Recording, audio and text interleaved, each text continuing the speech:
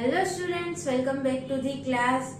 સો last લેક્ચરમાં આપણે reproduction વિશે કમ્પ્લીટ કર્યું. ઓકે, અત્યાર સુધી આપણે 2-3 લેક્ચરથી રીપ્રોડક્શન વિશે ડિસ્કસ કરતા હતા. એસેક્સ્યુઅલ રીપ્રોડક્શન જોયું, then sexual reproduction. Okay, this is specifically for the fungi વિશે જ આપણે ડિસ્કસ કરીએ છીએ અત્યારે. ઓકે, બધું.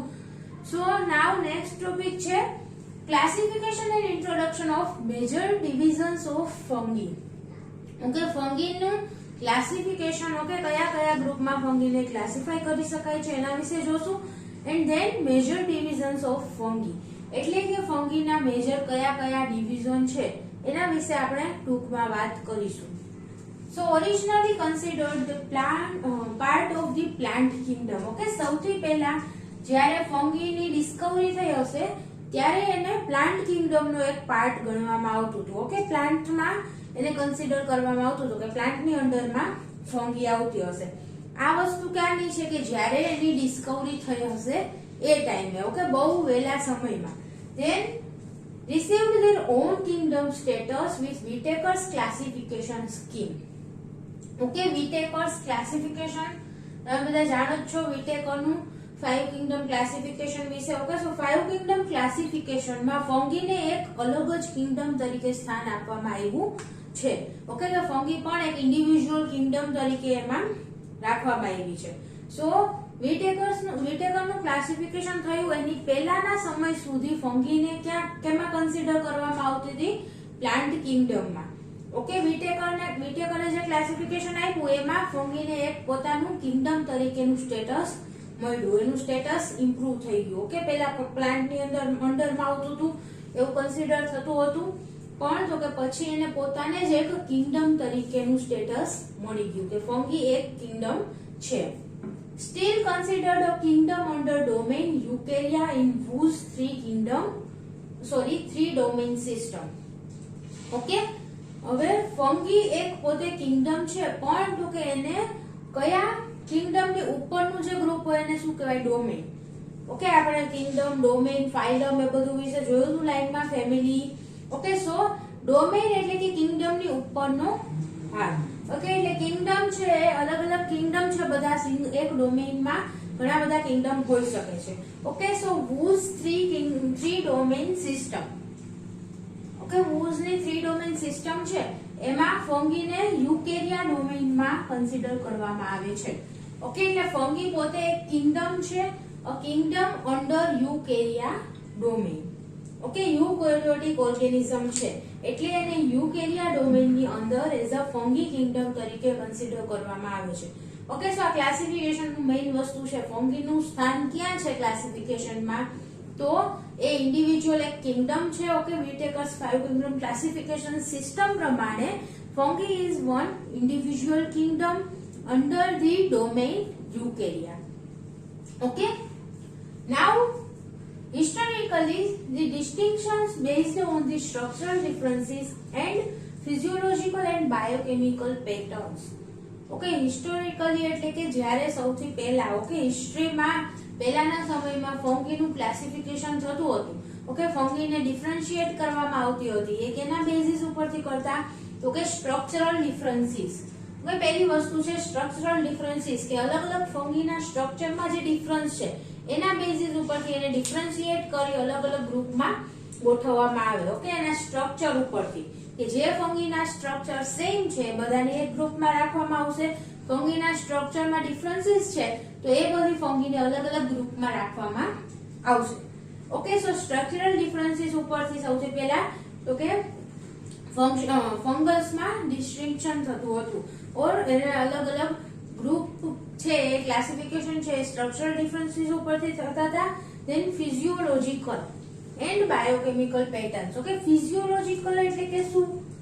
આપણને ખબર જ છે કે ફિઝિયોલોજિકલ કન્ડિશન, ઓકે, કે પીએચ છે, ટેમ્પરેચર છે, બધાને ફિઝિયોલોજિકલ કન્ડિશન કહેવાય. તો ફંગીની પર્ટિક્યુલર ફિઝિયોલોજિકલ કન્ડિશન શું છે? એની ફિઝિયોલોજિકલ પેટર્ન એટલે કે કેવી કન્ડિશનમાં એ ગ્રો થાય છે. ઓકે, પીએચ કેટલી પીએચમાં ગ્રો થાય છે, કેટલા ટેમ્પરેચરમાં ગ્રો થાય છે, આ ટાઈપની ફિઝિયોલોજિકલ પેટર્ન ઉપરથી પણ ફંગીને ક્લાસિફાય કરી શકાય છે. And third is the biochemical pattern.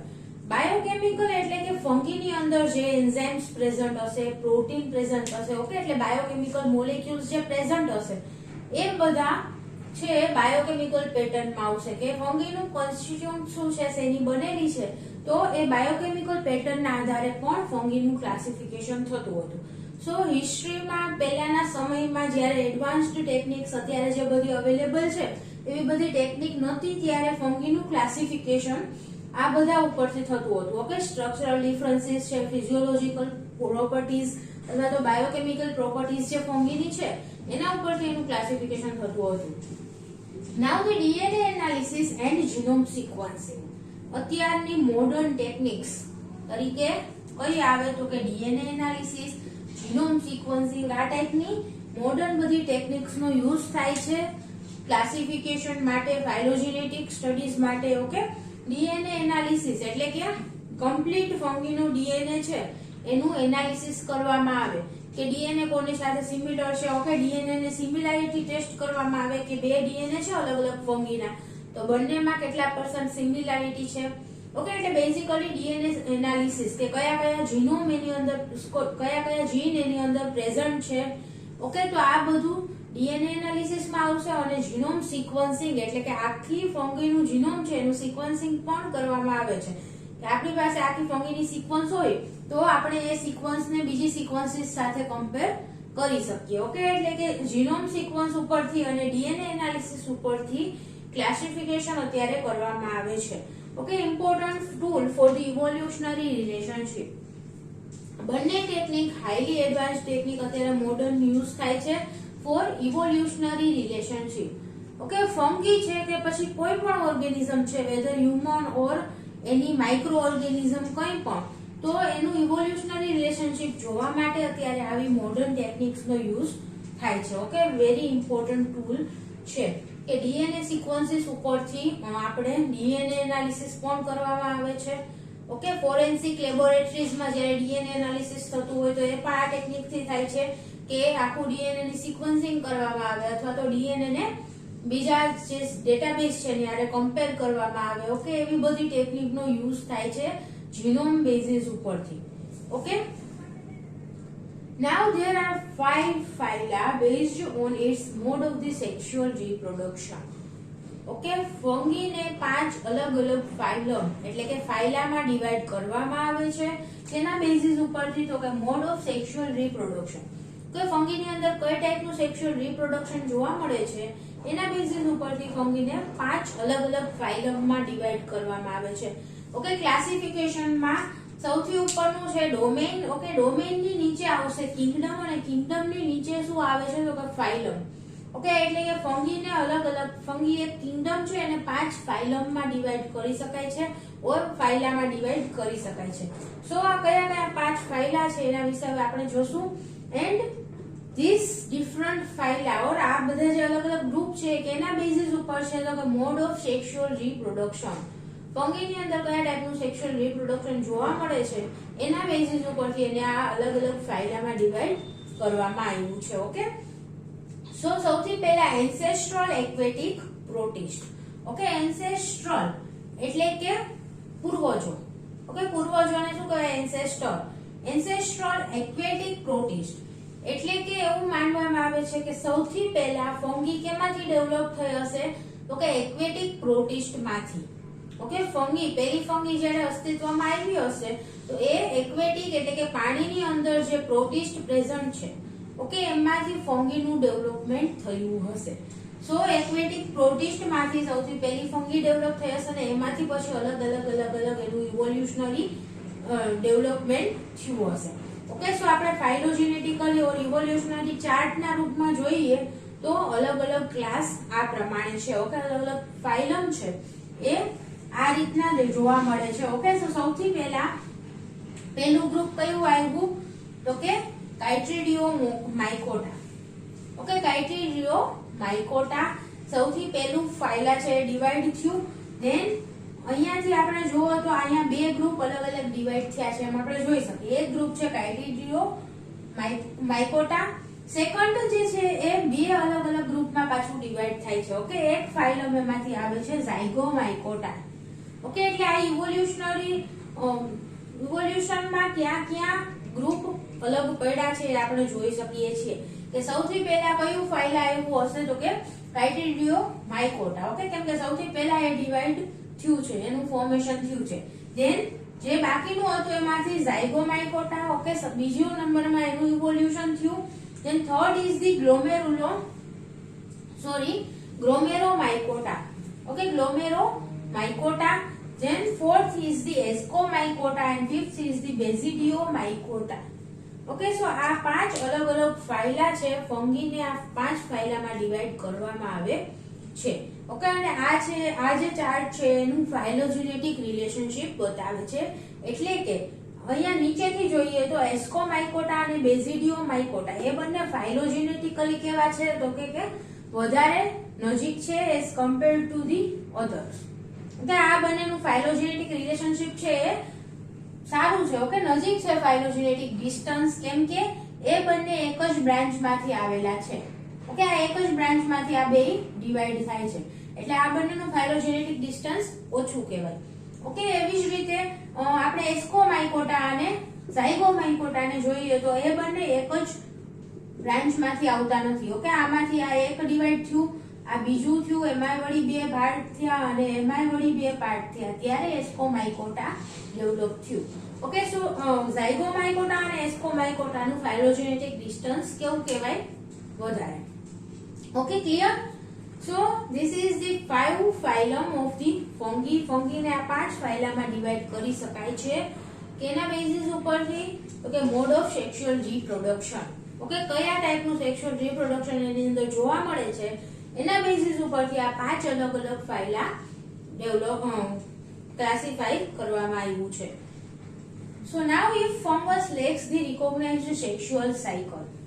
Okay, sexual cycle lacks એટલે કે ફંગીની અંદર જો પર્ટિક્યુલર સેક્સ્યુઅલ સાયકલ નહીં હોય, સેક્સ્યુઅલ રિપ્રોડક્શન પર્ટિક્યુલર જોવા નહીં મળતું હોય તો એ ટાઈપની ફંગીને કયા ગ્રુપમાં કન્સિડર કરવામાં આવે તો કે માઇટોસ્પોરિક ફંગી.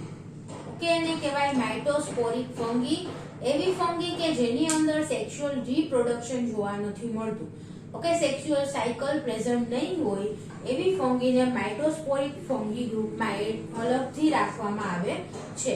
ઓકે, આ બધી છે સેક્સ્યુઅલ રિપ્રોડક્શનના બેઝિસ ઉપર અલગ અલગ ફાઇલાના ટાઈપ છે. અને તો કે જેની અંદર સેક્સ્યુઅલ રિપ્રોડક્શન નહીં જોવા મળતું એવી ફંગીને કયા ગ્રુપમાં મૂકી દેવાની?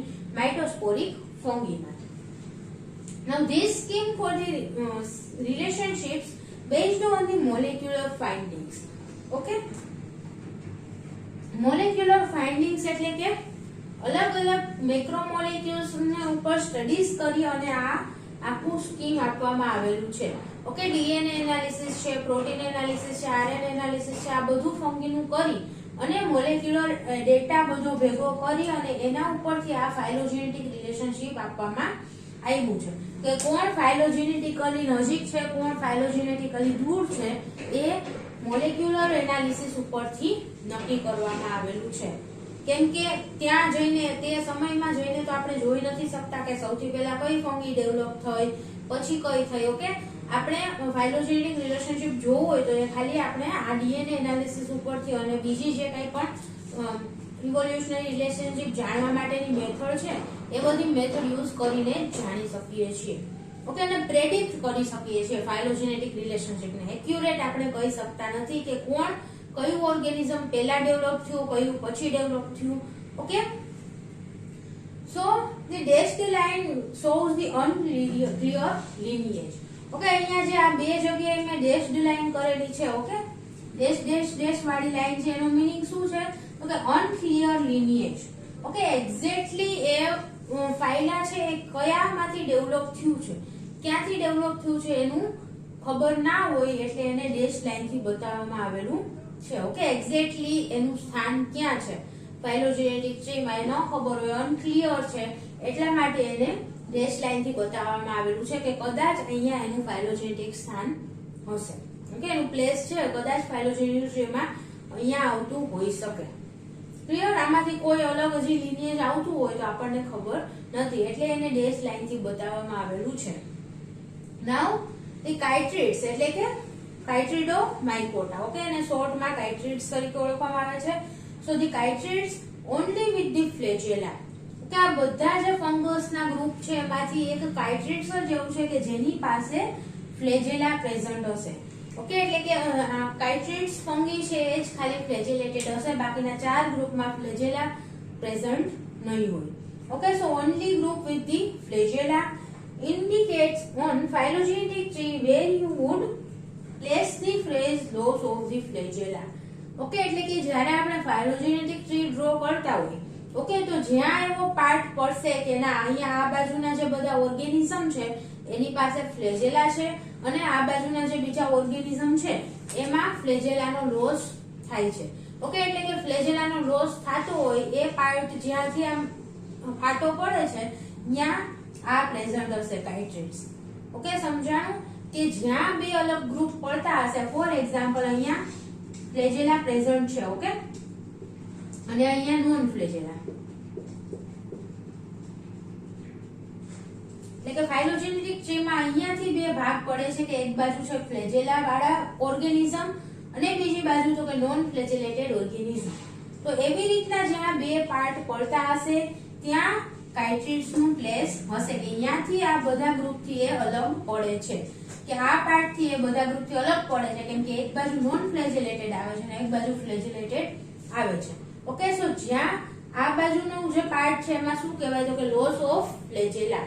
ઓકે, આ જે ગ્રુપ અલગ પડે છે એમાં ફ્લેજેલાનો લોસ થઈ ગયો છે, એ પ્રકારનું એની અંદર ઇવોલ્યુશન આવ્યું છે.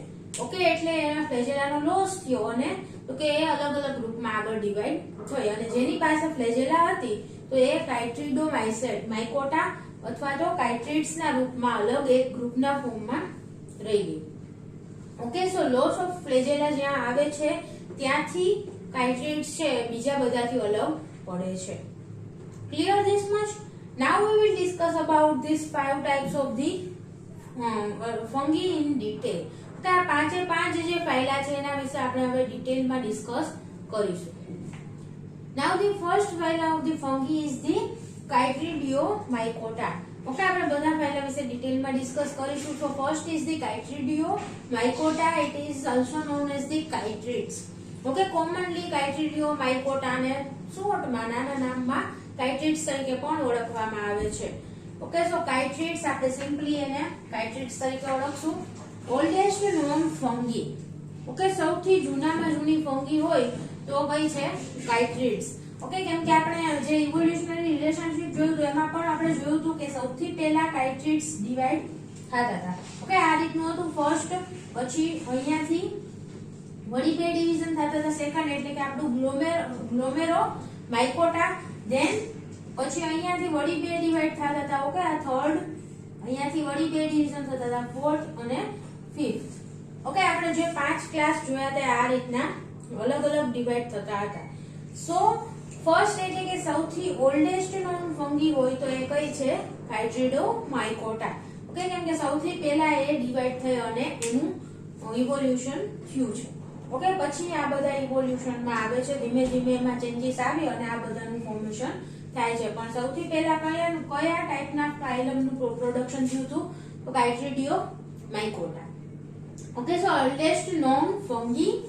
Then members give us the clue about the possible origin of the fungi. Okay, અહીંયા આપણે કાઇટ્રિડ્સ ફાઇલમના જે કાંઈ પણ મેમ્બર્સ છે, જે બધી ફંગી છે એનું સ્ટડીઝ કરશું તો એના ઉપરથી આપણને એનું ઇવોલ્યુશનરી ઓરિજિન, ઓકે, એનું જે ક્યાંથી બધી ફંગીનું ડેવલપમેન્ટ થયું છે એના વિશેની આપણને થોડીક પ્રોબેબિલિટી ખબર પડે. ઓકે, એના વિશેના ક્લુ મળશે કે આ ફંગીની કેરેક્ટરિસ્ટિક્સ આવી બધી છે તો એ આ એન્સેસ્ટરમાંથી કદાચ ઇવોલ્વ થઈ હોઈ શકે.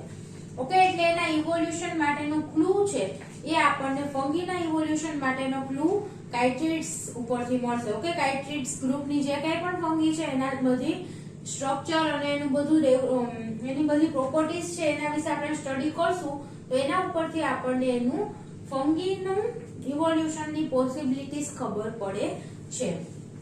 સો હવે આપણે કાઇટ્રિડ્સની પ્રોપર્ટીઝ કેવી છે તો કે એક્વેટિક અને નોન ટેરેસ્ટ્રીયલ ઓર્ગેનિઝમ્સ.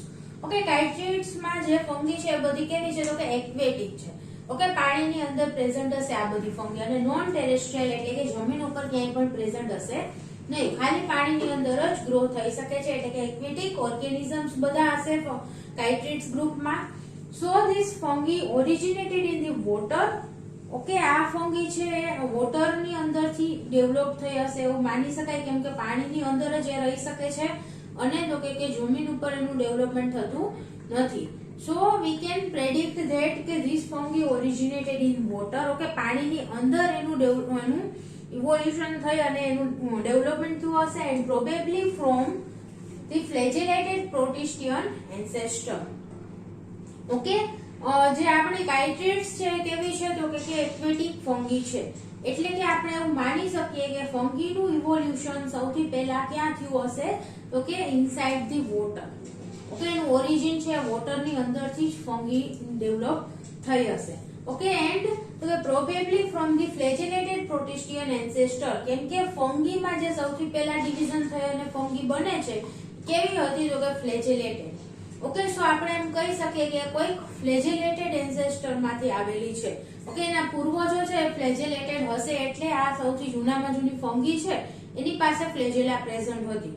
ઓકે, સો એવું પણ આપણને ખબર પડે કે કોઈ પ્રોટિસ્ટિયન એન્સેસ્ટર ફ્લેજેલેટેડ હોય એવા એન્સેસ્ટર માંથી આવેલી છે ફંગી. ફંગીનું ઇવોલ્યુશન ફ્લેજેલેટેડ એન્સેસ્ટર માંથી થયેલું છે, કેમ કે સૌથી પહેલા જે ફંગી ડેવલપ થઈ હતી એ કેવી હતી તો કે ફ્લેજેલેટેડ, અને વોટરની અંદર જ એ રહી શકે એવી હતી, એટલે કે આપણે એમ પણ કહી શકીએ કે ફંગીની ઓરિજિન છે વોટરની અંદરથી થઈ છે. નાઉ being aquatic, chytrids have flagellated reproductive cells. Okay, chytrids છે એની પાસે કેવા છે તો flagellated reproductive cells present છે, but no other fungi have the motile flagellate cells. Okay, બીજી કોઈ પણ પ્રકારની ફંગી પાસે મોટાઇલ ફ્લેજેલેટેડ સેલ્સ પ્રેઝન્ટ નથી. ઓકે, આપણે સૌથી પહેલા જ વાત કરી હતી કે કાઇટ્રિડ્સ છે એક જ એવી ફંગી છે કે જેની પાસે ફ્લેજેલેટેડ સેલ્સ હશે. ઓકે, અને બાકીની કોઈ પણ ફંગી પાસે ફ્લેજેલેટેડ સેલ્સ નથી, અને ફ્લેજેલા પ્રેઝન્ટ ના હોય એટલે એ સેલ મોટાઇલ પણ નહીં હોય. ઓકે, મૂવમેન્ટ નહીં કરી શકે, કેમ કે એને મૂવમેન્ટ માટે ફ્લેજેલાની જરૂર પડે છે. સો this are the only fungi with flagellated reproductive cells, chytrids. So આના ઉપરથી આપણે એવું પણ કહી શકીએ કે they may lost their trait at some point in the evolutionary history.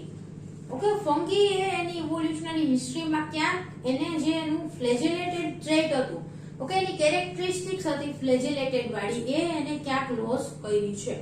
Okay, ઇવોલ્યુશનમાં ક્યાંક એનું જે કેરેક્ટરિસ્ટિક્સ છે એમાં ચેન્જ આવી ગયો અને ફ્લેજેલાની બદલે નોન ફ્લેજેલેટેડ થઈ ગઈ ફંગી.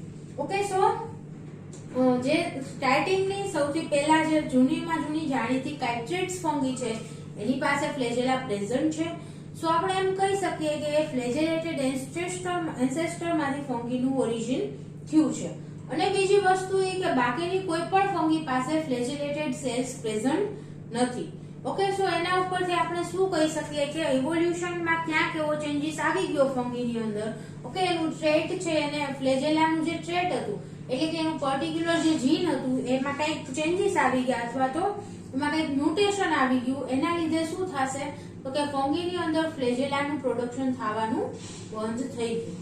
ઓકે, સો ફ્લેજેલેટેડ અને નોન ફ્લેજેલેટેડ ફંગી, ઓકે, એની કેરેક્ટરિસ્ટિક્સ ઉપરથી આપણે આટલું પ્રેડિક્ટ કરી શકીએ એના ઇવોલ્યુશન વિશે. Like others, chytrids have chitin in the cell wall. Okay, cell wall માં chitin ની બનેલી cell wall present હશે ફંગીમાં. ઓકે, chytrids માં પણ બધી ફંગીની જેમ આની અંદર પણ chitin ની બનેલી cell wall present હશે. જો આ સિમિલારિટી થઈ okay ફંગીમાં. Until recently, few chytrids have noticeable impact for the good or bad. Okay, અત્યાર સુધીમાં અમુક જ એવી કાઇટ્રિડ્સ છે કે જેની કંઈક ઇફેક્ટ જોવા મળે છે. ઓકે, આપણા એન્વાયરમેન્ટમાં એની કંઈક ઇફેક્ટ જોવા મળે એવી બહુ ઓછી ફંગી છે. ઓકે, બહુ ઓછી કાઇટ્રિડ્સ છે, પર્ટિક્યુલર કાઇટ્રિડ્સ ફાઇલમની ઓછી ફંગી એવી છે કે જેની કંઈક ઇફેક્ટ જોવા મળતી હોય ગુડ ઓર બેડ, કે સારી ઇફેક્ટ અથવા તો ખરાબ ઇફેક્ટ પણ ઇફેક્ટ જોવા મળતી હોય એવી બહુ ઓછી કાઇટ્રિડ ગ્રુપની ફંગી છે. Okay, so So this is the basic information about the Chytridomycota or એને શોર્ટમાં Chytrids પણ કહેવામાં આવે છે. Okay. Now the second phylum is the Glomeromycota. Okay, Chytrids માં મેઇન વસ્તુ શું યાદ રાખવાની તો કે ઓલ્ડેસ્ટ ફંગી છે, એક્વેટિક છે અને ફ્લેજેલેટેડ છે. Clear? Now second is the Glomeromycota, most extensive symbiosis on earth. Okay, Glomeromycota માં શું યાદ રાખવાનું છે તો કે symbiosis. Symbiosis નો મીનિંગ શું થાય તો કે કોઈ પણ મ્યુચ્યુઅલ રિલેશનશિપ થી રહેતું હોય કોઈ બે ઓર્ગેનિઝમ તો એને સિમ્બાયોટિક કહેવાય. Okay, for example represents a group of endomycorrhizae. Okay, endomycorrhizae, mycorrhizae એટલે કે એવી ફંગી કે જે પ્લાન્ટના રૂટ સાથે સિમ્બાયોસિસ માં રહેતી હોય.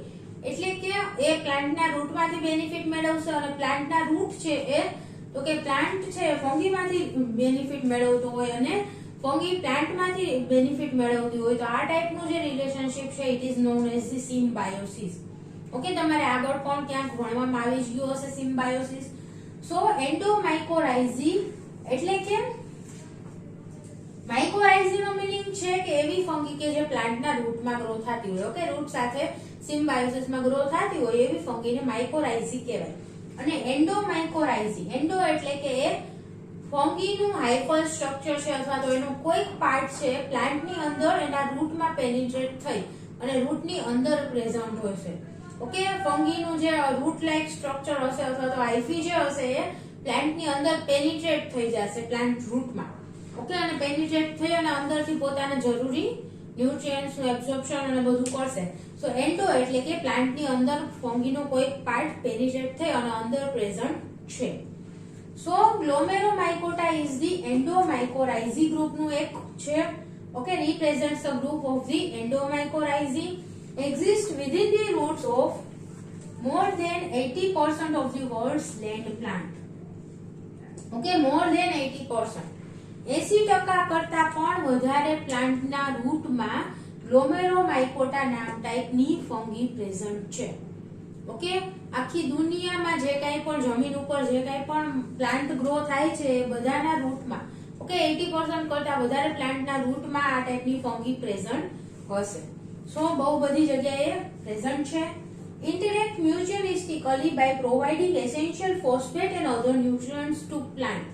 ઓકે, મ્યુચ્યુઅલિસ્ટિક રિલેશનશિપ જોવા મળે છે. એનો મીનિંગ શું તો કે બંને એકબીજામાંથી બેનિફિટ મેળવે છે. ઓકે, મ્યુચ્યુઅલ અન્ડરસ્ટેન્ડિંગ થી બંને રહેશે. ફંગી શું લેશે તો કે fungi provides the essential phosphate and other nutrients to plant. Okay, phosphate બીજા ન્યુટ્રિયન્ટ્સ જે પ્લાન્ટને જરૂર છે એ ફંગી આજુબાજુની સોઇલમાંથી એબ્સોર્બ કરી અને પ્લાન્ટને આપશે. ઓકે, અને પ્લાન્ટ શું કરશે તો કે ઓર્ગેનિક કમ્પાઉન્ડ્સ પ્લાન્ટની અંદર જે કંઈ પણ ઓર્ગેનિક કમ્પાઉન્ડ પ્રેઝન્ટ છે ઓકે સિન્થેસિસ થયું છે ઓર્ગેનિક કમ્પાઉન્ડનું એ ફંગી છે એ રિસીવ કરશે. ઓકે, ફંગીને જે કંઈ પણ જરૂરી ઓર્ગેનિક કમ્પાઉન્ડ હશે કે જે આજુબાજુના સોઇલમાં પ્રેઝન્ટ નહીં હોય તો એ પ્લાન્ટમાંથી એબ્સોર્બ કરી લેશે. ઓકે, સો બંને એકબીજાનો યુઝ કરે છે. પ્લાન્ટ છે ફોસ્ફેટ અને ન્યુટ્રિયન્ટ્સ મેળવશે ફંગી પાસેથી અને ફંગી છે પ્લાન્ટ પાસેથી શું મેળવશે ઓર્ગેનિક કમ્પાઉન્ડ્સ ઓકે જે એને ગ્રોથ માટે જરૂરી છે. સો સમ mycologists believe that plant evolution onto the land depends on the symbiosis with ancestral Glomeromycota. Okay, some mycologist એટલે કે જે સ્પેસિફિકલી ફંગસ ઉપર સ્ટડીઝ કરતા હોય ઓકે એ સાયન્ટિસ્ટ એવા સાયન્ટિસ્ટ છે તો એને કહેવાય mycologist. Okay, specialist in fungus. So The mycologist believe that plant આ લોકો શું બિલીવ કરે છે અમુક લોકો કે પ્લાન્ટનું જે સૌથી પહેલા ઇવોલ્યુશન થયું છે okay evolution onto the land specifically જમીન ઉપર સૌથી પહેલા જ્યારે પ્લાન્ટનું ઇવોલ્યુશન થયું હશે પહેલો પ્લાન્ટ અસ્તિત્વમાં આવ્યો હશે that depends on the symbiosis with ancestral Glomeromycota. Okay, એટલે કે એ ટાઈમમાં એન્સેસ્ટ્રલ એટલે કે પૂર્વજો ઓકે ગ્લોમેરોમાઇકોટા જે એ ટાઈમમાં પ્રેઝન્ટ હશે ઓકે પૂર્વજ ટાઈપના એન્સેસ્ટ્રલ એ ગ્લોમેરોમાઇકોટા સાથે સિમ્બાયોસિસના લીધે પ્લાન્ટનું ડેવલપમેન્ટ થયું હશે. ઓકે, સૌથી પહેલા જમીન ઉપર પ્લાન્ટનું ડેવલપમેન્ટ છે એ આ ટાઈપની સિમ્બાયોટિક રિલેશનશિપના લીધે થયું છે એવું ઘણા માઇકોલોજીસ્ટ માને છે કે ફંગી એટલી ઇમ્પોર્ટન્ટ છે. ઓકે, એ ટાઈપમાં જે ટાઈપના ગ્લોમેરો માઇકોટા પ્રેઝન્ટ હશે, જે એ ગ્લોમેરો માઇકોટાની હેલ્પથી પ્લાન્ટનું સૌથી પહેલું ઇવોલ્યુશન થયું હશે. ઓકે, જમીન ઉપર. સો they able to provide the plants with needed nutrients from the soil. કઈ રીતે એને પ્લાન્ટને હેલ્પ કરી હશે? તો કે પ્લાન્ટ ડાયરેક્ટલી સોઇલ માંથી ન્યુટ્રિયન્ટ્સ નહોતું લઈ શકતું, તો એને હેલ્પ કરી પ્રોવાઇડિંગ ન્યુટ્રિયન્ટ્સ. ઓકે, પ્લાન્ટને એને જરૂરી ન્યુટ્રિયન્ટ પ્રોવાઇડ કર્યા જેથી પ્લાન્ટ ઇઝીલી જમીન ઉપર ગ્રો થઈ શકે.